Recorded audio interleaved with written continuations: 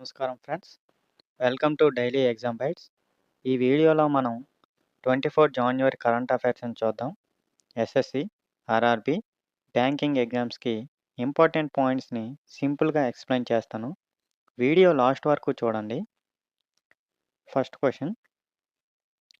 కోల్కతాలోని విద్యాసాగర్ సేతు అంతటా అతుకుల్లేని మొబైల్ కనెక్టివిటీని అందించిన భారతదేశంలో మొట్టమొదటి టెలికాం ఆపరేటర్ ఏది?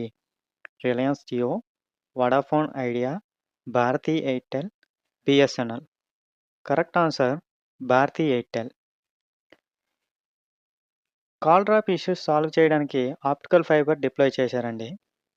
ఈ విద్యాసాగర్ సేతు అంతటా ఏది? భారతీ ఎయిర్టెల్ అండి. గుర్తుంచుకోవాలి. Next question. ఇది ఇంటర్నేషనల్ కరెంట్ అఫైర్స్ అండి. పర్యావరణ సుస్థిరతపై దృష్టి సారించిన గ్రీన్ ఏఐపై మొదటి అంతర్జాతీయ సదస్సును ఏ నగరం నిర్వహించనుంది? Abu Dhabi, Dubai, Riyadh, Doha.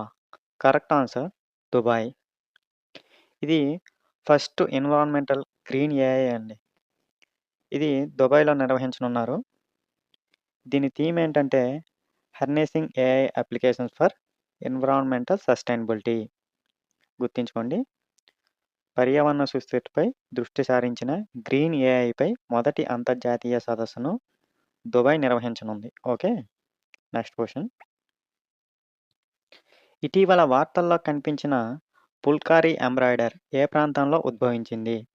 Rajasthan, Gujarat, Maharashtra and Karnataka, Punjab and Haryana, Uttar Pradesh and Bihar. Correct answer Punjab and Haryana. ఇది ఇప్పుడు ఢిల్లీ ఎగ్జిబిషన్ వల్ల న్యూస్లోకి వచ్చిందండి. ఫుల్కారీ ఎంబ్రాయిడర్ ఏ ప్రాంతంలో ఉద్భవించింది? Punjab and Haryana. Okay. Next question. పంగోలక వన్యప్రాణుల అభయారణ్యం ఏ రాష్ట్రంలో ఉంది? సిక్కిం, త్రిపుర, అస్సాం, మేఘాలయ. Correct answer Sikkim. మనం ఇంతకుముందు వీడియోలోనే చెప్పుకున్నాం. నార్త్ ఈస్ట్ స్టేట్‌లను మనం కొంచెం నెగ్లెక్ట్ చేస్తాం కానీ, దాని మీదే ఎక్కువ ఫోకస్ చేయాలని. సో, ఇదిగో చూడండి. ఇక్కడ కూడా నార్త్ ఈస్ట్ స్టేట్‌లోనివే వచ్చాయి. పంగోలక వన్యప్రాణుల అభయారణ్యం ఏ రాష్ట్రంలో ఉంది? సిక్కింలో ఉంది. ఓకే. Next question. ఇది ఎందుకు ఇప్పుడు న్యూస్‌లోకి వచ్చిందంటే, ఇక్కడ రీసెంట్‌గా ఫారెస్ట్ ఫైర్ జరిగింది. అందువల్ల ఇది ఇప్పుడు న్యూస్‌లోకి వచ్చింది. సో, మనం గుర్తుంచుకోవాలి. పంగోలక వన్యప్రాణుల అభయారణ్యం సిక్కింలో ఉంది. Next question. ఇటీవల వార్తల్లో కనిపించిన రెడ్ ఇయర్డ్ స్లైడర్ తాబేలు ఐయుసిఎన్ పరిరక్షణ స్థితి ఏమిటి? ఇక్కడ ఆప్షన్ చూసుకుంటే ఆన్సర్ లీస్ట్ కన్సర్న్ ఉందండి. IUCN status. దేనికి? ఈ రెడ్ ఇయర్డ్ స్లైడ్ తాబేలుకి. ఇల్లీగల్ పెట్ ట్రేడ్ వల్ల ఎయిర్‌పోర్ట్స్‌లో సీజ్ చేశారండి. రీసెంట్‌గా చెన్నైలో 3000 హ్యాచింగ్స్ హైడింగ్ ఇన్ లగేజ్. ఓకే. అందువల్ల ఇది న్యూస్‌లోకి వచ్చింది. రెడ్ ఇయర్డ్ స్లైడ్ తాబేలు ఐయుసిఎన్ స్టేటస్ ఏంటి? Least concern. Okay. Next question. Bangladesh జట్టు భారత్‌లో ఆడకూడదని ధృవీకరించిన తర్వాత ఐసీసీ ఏ జట్టును భర్తీ చేయడానికి నిర్ణయం తీసుకుంది? Scotland, Australia, south Africa, Sri Lanka. Correct answer Scotland అండి. ఇప్పుడు ఈ ఫెబ్‌లో మనకి ఐసీసీ టీ20 వరల్డ్ కప్ జరుగుతుంది. అందులో పాకిస్తాన్‌కి సెపరేట్‌గా శ్రీలంకలో వెన్యూని డిసైడ్ చేశారు. సో, అదే విధంగా మాకు కూడా మేము భారత్‌లో మాకు సెక్యూరిటీ రీజన్స్ వల్ల మేము ఆడలేం. మాకు కూడా శ్రీలంకలోనే వెన్యూలు ఇవ్వాలని వీళ్ళు అడిగారు ఐసీసీ. కానీ ఐసీసీ దాన్ని ధృవీకరించకుండా ఈ టీమ్‌ని ఎలిమినేట్ చేసి దానిని రీప్లేస్ చేస్తూ స్కాట్లాండ్‌ని తీసుకొచ్చిందండి. ఓకే. Next question. ఇటీవల ఏ రాష్ట్రం గుట్కా మరియు పొగాకు మరియు నికోటిన్ కలిగిన అన్ని ఆహార ఉత్పత్తుల తయారీ, నిల్వ, పంపిణీ, అమ్మకం మరియు వినియోగంపై పూర్తిగా నిషేధం విధించింది? మహారాష్ట్ర, తమిళనాడు, గుజరాత్, ఒరిస్సా. కరెక్ట్ ఆన్సర్ చూసుకుంటే ఒరిస్సా అండి. ఎగ్జామ్ పాయింట్ ఆఫ్ వ్యూలో మనకి ఇది చాలా ఇంపార్టెంటు. బ్యాన్ ఐటెమ్స్ ప్లస్ స్టేటు అవి కూడా గుర్తుంచుకోండి. గుట్కా మరియు పొగాకు మరియు నికోటిన్ కలిగిన అన్ని ఆహార ఉత్పత్తుల తయారీ, నిల్వ, పంపిణీ, అమ్మకం మరియు వినియోగంపై పూర్తిగా నిషేధం విధించింది. ఏ స్టేటు? Orissa. Orissa CM ఇప్పుడెవరు? Mohan Charan Majhi.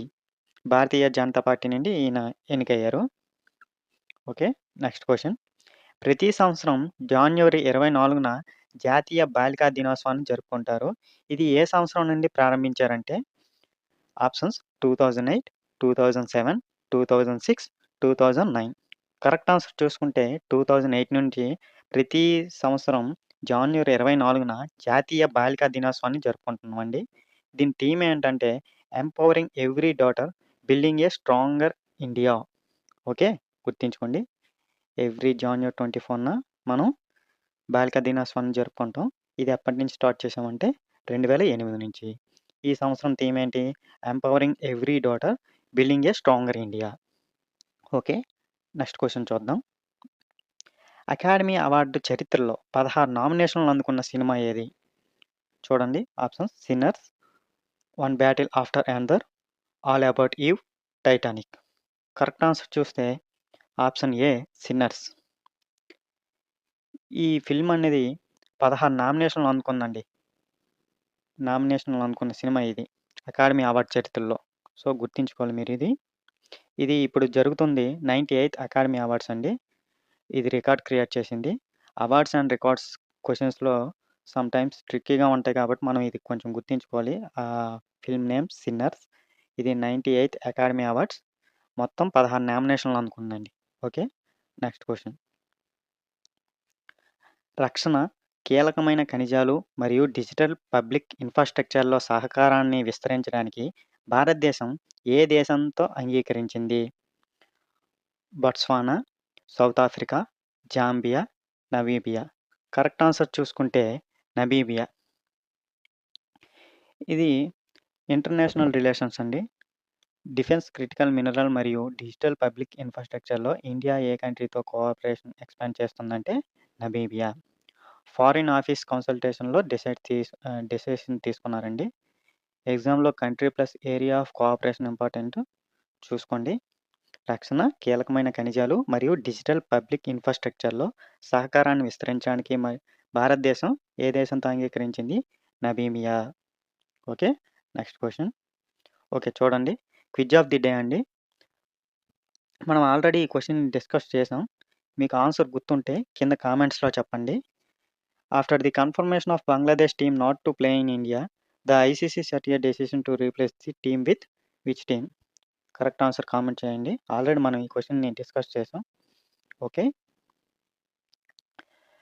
Video helpful అనిపిస్తే లైక్ చేయండి. డైలీ కరెంట్ అఫైర్స్ కోసం డైలీ ఎగ్జామ్ బైట్స్‌ని సబ్స్క్రైబ్ చేయండి. Thank you for watching.